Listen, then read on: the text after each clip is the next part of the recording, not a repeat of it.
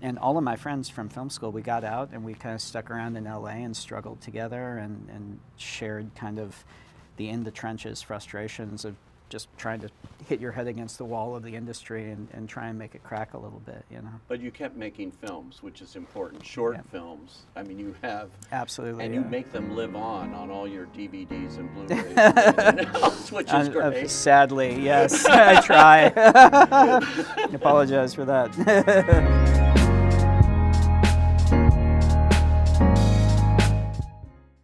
Wow!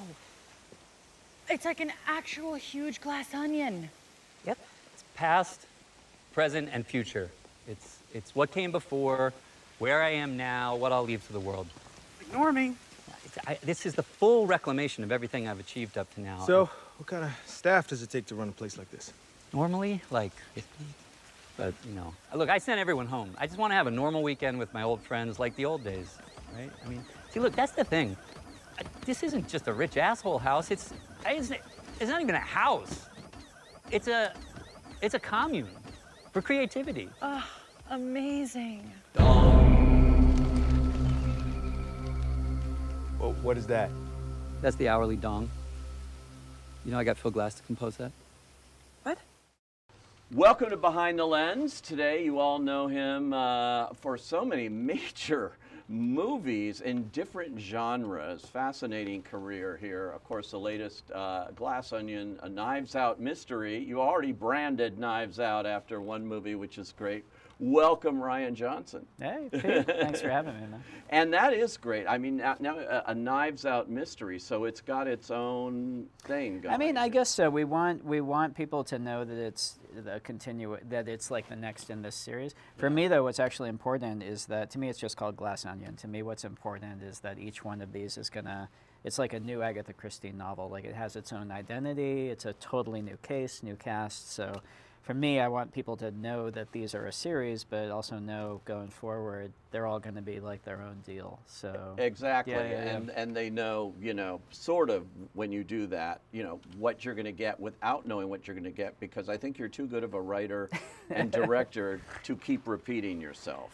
Yeah, I mean, I appreciate that. That's the hope, is that we're kind of scratching the same itch. But and this is what's nice also about working with Daniel. Like, I don't think either of us could do it if we felt like we were just turning the handle. We're gonna have to find something exciting each time to do. But that's what Agatha Christie did with her books, I think. For me, she always found a new way into it, or a new narrative gambit, or a new theme. She was always making it fresh and interesting for herself, and I think that reflects on your experience of those. So we'll see if we can keep that up. Well, she had more than 3 books. I mean, she had a lot of books. So far, kept it going for a while. Yeah. So far, we know you're in for 3. It's pretty well publicized that there's going to be a 3rd one as well. But how far beyond that do you see yourself going with this? As long as Daniel and I are having fun, and until the inevitable day that he blocks me on his phone, I'll keep. But for me, but that really is the key to why it's exciting, the idea of going forward. It's not continuing one story. It's not kind of repeating one story. It's genuinely just kind of a mode by which we can, and in a way, attack like, this is something else that Christie did that makes me very excited. The whodunit can also kind of slip over other genres. Right. Like Christie did with And Then There Were None, that's like a proto-slasher movie. Or the ABC Murders, it's almost like a serial killer thriller. Like, she found ways of kind of coming at it with a completely fresh, new experience each time. And that, I don't know, that to me is a genre wonk, the idea of having a way that offers something familiar, but you can try something new each time. I mean, that's like genuinely exciting. I love that phrase, genre wonk, because you are a genre. When I first happened on to you earlier in your career, we talked when you had done Brick, and which I thought was an amazing movie. People did shorthand. It's film noir in a high school. It's film noir in a high school. Yeah. I don't think it was film noir in a high school, but I don't think that's what you had necessarily in mind. But you were doing something very different in a high school. I was trying. Yeah, for me. It was Dashiell Hammett, which is weird. It feels weird to differentiate Dashiell Hammett from film noir, but it was for me with Brick, it was a different thing, because I feel like, and I love film noir, but in a way, setting in a high school was a way of kind of taking the experience I had had reading Dashiell Hammett, which was like a gut punch. It was Right. like, oh, this is so raw and so just an energy to this that just really was unexpected to me. And in a way, studying it in high school was a way of kind of shaking off kind of the veneer of film noir that we've all, like the Venetian blind things, and kind of, we can all picture that in our heads. Yeah. Studying in high school is a way of kind of just shaking it a little bit to get back to the experience of kind of those original books, I guess. And it wasn't dark. You think of Yeah. film noir as dark. This was Right. actually very bright. It's more the Chinatown, like bright, California noir. How do you come up with an idea like that? You shot a lot of it, as I recall, in your own Yeah. school. Yeah, it was at my high school. Yeah. Which I think is, and they were still ready to kick us out by the end of the by the end of the 2-week shoot. I think they thought we were going to show up with like a couple of cameras and be kids, and we had, once trucks showed up, it was, but they were really patient with us.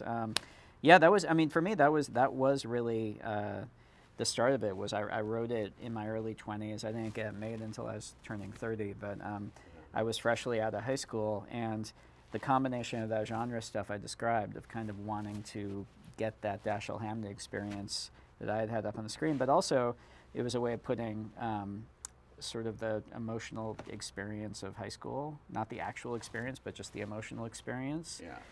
The fact that also the notion of this world that feels like a mystery where nobody's telling you the rules, but also the fantasy of being kind of like the outsider who's not afraid to kind of push like a fist through all of the entrenched social order and all its snobbery. Right. I mean, and so it all keyed directly into kind of the experience of high school and the fantasy of it a little bit too, I guess, It was great. Now, you went to USC, right? You were in USC yeah. Cinema School. Yeah. Yeah. By the so- skin of my teeth.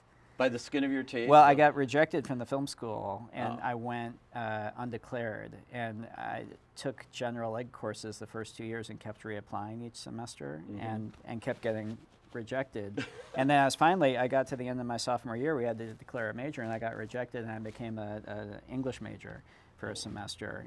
But then that midterm application period rolled around, and I just was like, I put one last application in, and I think they took pity on me. Yeah, so, Wow. Okay. Yeah. And how helpful was that in terms of your career? Well, I mean, I think the thing that was incredibly helpful about it, and it's fun because now I have friends, kids who are like asking me for advice about like, where do I go to film school, do I not? Right. I think the thing that was genuinely useful about it, I mean, first of all, just having a period of your life carved out where you can watch 2-3 movies a day and just immerse yourself in great film. That's a huge part of it. And also where you can just make movies with your friends, whether it's in classes or outside, just making as many as you can. But meeting people who are going to graduate and try and break into the industry and that you can kind of form a community with. It's not so much connections in the industry or some kind of secret handshake because you went to this school or that school. It's not even really, because you don't really learn how to make movies in a classroom. So to me, it's much more about forming a community of people that you're on the same level with. And that's the thing that also with young filmmakers, I think is a big thing I always try and encourage is just if you want to make movies. Don't be precious about, I have to make something that looks professional, I have to get this kind of camera or that kind of camera or professional actors. Literally just, I mean, I made hundreds of movies in high school with my friends. We would just do it on the weekends together. And that's how you learn how to tell a story visually, and it's how you learn editing is just by cutting in camera with a video camera going up. You kind of get your head around the concept of shots, handing off to shots. But I think that more than anything is kind of, I mean, that's real film school, is just making stupid little movies with your friends, I think. Yeah, definitely. I think that's the key. I mean, the same night I saw Glass Onion at Toronto, which was an incredible screening. I mean, It was fun. Did you pay that audience? Hey, man, it was not cheap. It was not cheap. It's Netflix money has to go somewhere, but it was well spent. It's just amazing. And then I saw a double feature. I saw The Fabelmans, Oh my God, Steven what a Spielberg. night. Yeah. Who also, it's his story. Yeah, you know, yeah. And I mean, he also shows, he made movie after movie after movie, Yeah. you know. Yeah. kind of fighting against going to college and doing Yeah. what people expected, and just had that. I think a filmmaker needs that. It seems. I think so, yeah. That passion to want to do that. Yeah, and just I don't think you can ever lose. I mean, you can see with Spielberg's movies, he never lost that. I think that's why he's like made masterpiece after masterpiece throughout this such a long span of his life. Is just you can see with every movie, it's that basic fundamental thing of, my God, I wonder what this will look like if I try this. You know, Yeah. it's that element. Back in high school, it was like, what if we put our video camera on a bungee cord and threw it off of the freeway bridge? Like, what will that look like? And Right. and that kind of genuine curiosity and drive, I think, it's you know, it's got to keep driving you. Otherwise, I don't know what you're doing it for. So amazing, and you do keep, like I mentioned, with the genres. You did the con men, you know, Brothers Bloom. You've done sci-fi a couple of times, obviously. Yeah. Famously, Star Wars, The Last Jedi, and also The Looper, and different things. What intrigues you about diving into these well-worn genres and the opportunity to make them fresh again? Well, I don't know. I mean, I grew up, I think maybe because of the movies that I grew up as a kid just loving. So many of them were genre movies, Right. and that's because of kind of talking about Spielberg. It's kind of the stuff he was making, and Lucas, and sort of that kind of Amblin generation where we all grew up with that in our bones. And so, but also I was a big Agatha Christie nut when I was a kid, and I think for me it's there are things that are just kind of rooted in the stuff that I genuinely loved growing up, and trying to do them. It's less about trying to make them fresh or reinvent them or whatever. It's more about, for me, trying to genuinely get back to what the experience was of what was inspiring to me about them in the first place. And always, though, the way to do that experience is always rooted in not just in a love of a movie or a love of some kind of work, but it's rooted in personal experience in terms of what it connected with emotionally, whether you're going through or in your life. Or so I don't know, which is all to say it's all kind of, when you start talking about these terms, it can start to sound just kind of like paying tribute to a movie you loved growing up. It's, as anyone who deeply loves something knows, it goes a lot deeper than that. It's and that's always part of it. Excavating, putting that stuff into it too is kind of what makes it actually tick. What was the big difference for going into Star Wars, which was you're walking into an established series that people have in their head what it is. Everything else, you are writer, director. It's that. What was the big difference on that, or the big fear, or anything of diving into something like that?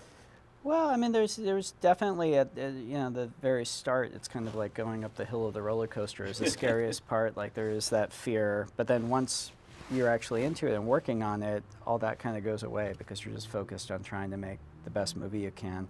I didn't really. I mean, I don't know. The experience of writing that movie and making it was.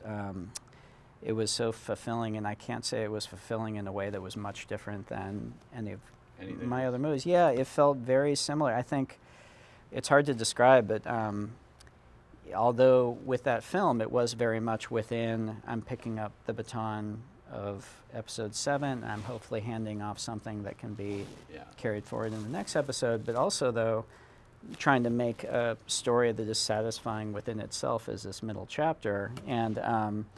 And so, I don't know, it felt very natural, and it felt very, it didn't feel constrictive. If anything, it was really nice having that chessboard kind of laid out. I think that's why that's another reason I like genre, is it gives you a defined playing field. It gives you rules. It gives you a container to work within. And so, in that way, I don't know, I found it really comforting, actually. And you got great acclaim for it. Yeah, and you pulled off the hat trick of pleasing the fans, the critics, the executives, everybody. It was it was fun. I mean, that's the other thing, is kind of, I guess, growing up a Star Wars fan, and that both as a kid, but also in my 20s when the prequels came out, having been my entire life kind of inside that culture, I think maybe that was another reason that I didn't feel like an outsider coming in feeling like, my God, I better get this right or everyone's going to be angry. I felt more like, I knew the multifaceted nature of this is not like one specific thing. This is this massive thing that everyone, it's almost like the fable of the elephant, everybody kind of feeling different parts of it, and it means different things to different people. And part of the fun of being a Star Wars fan is arguing about that, you know? It's kind of, you know, that kind of, I almost said the word discourse, and I would have had to punch myself in the face. That kind of wonderful playgrounds arguing with your friends about what you like and what you don't in different Star Wars movies. That's just as much an experience to me of Star Wars as the movies itself, you know. So you never did the other one that you were expected, people thought you were going to do, but What's that, though?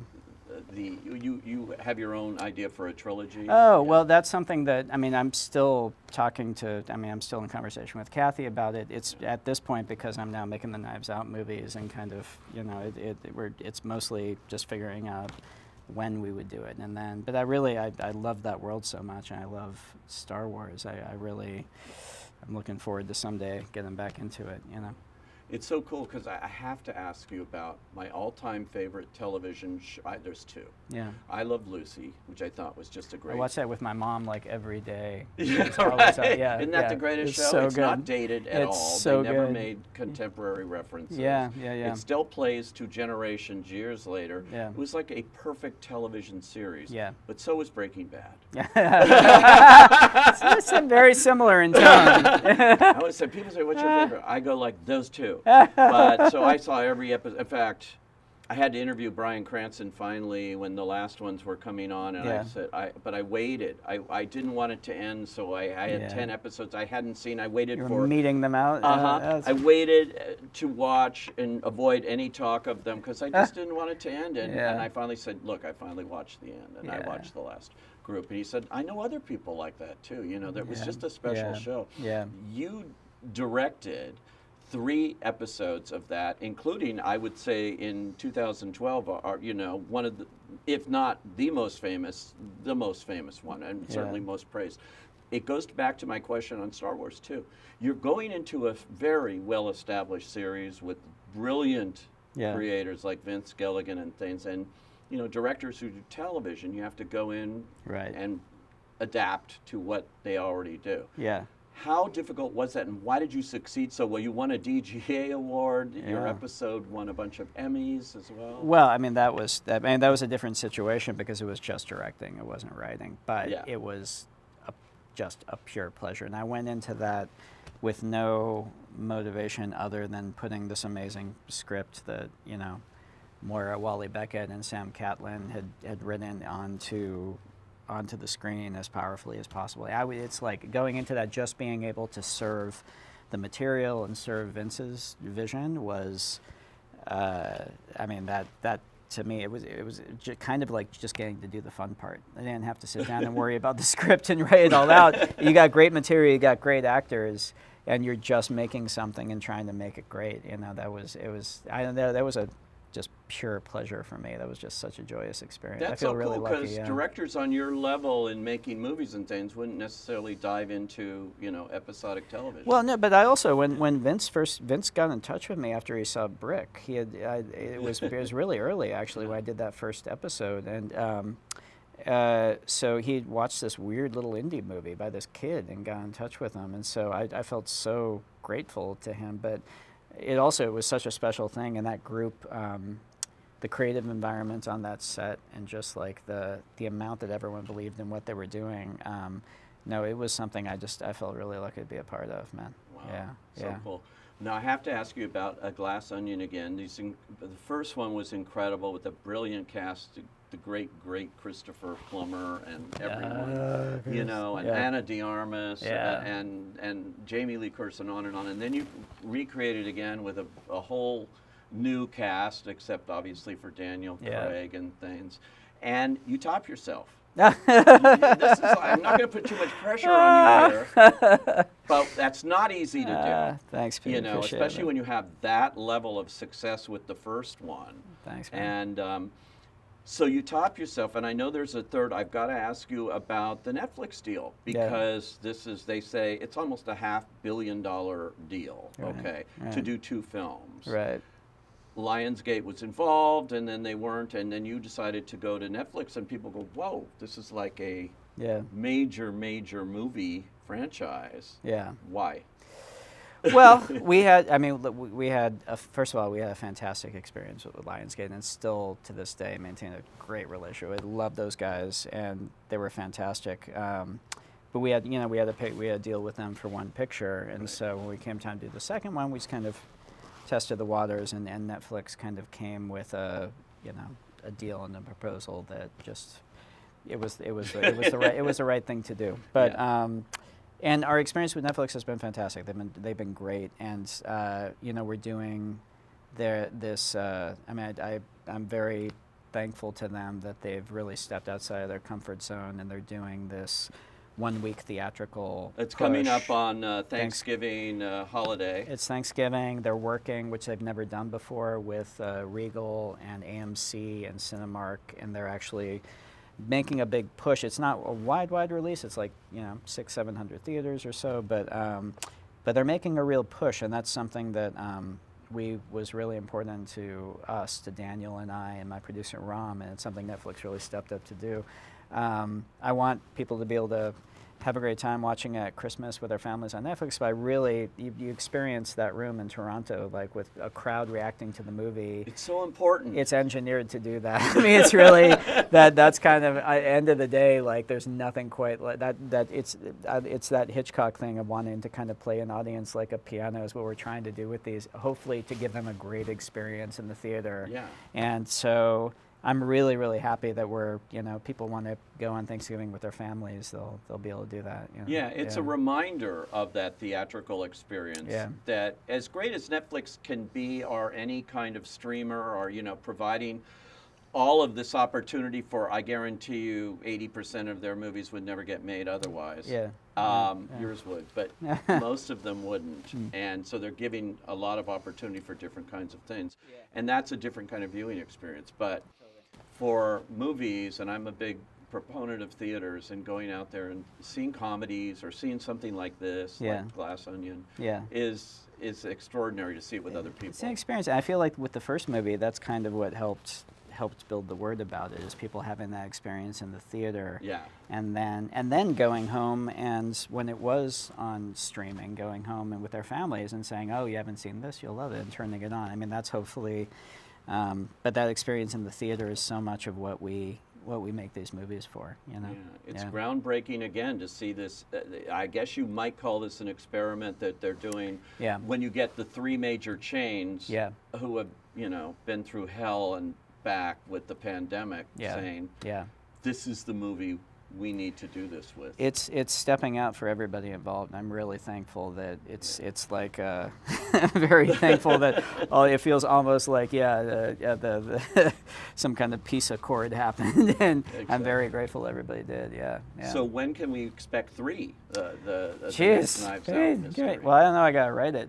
Oh, you have any ideas? We're not that far along yet. I have a couple ideas baking, but I mean, again, though, to me, what's exciting about the notion of doing a third one is showing it how it can be different from both the first one, but also this one.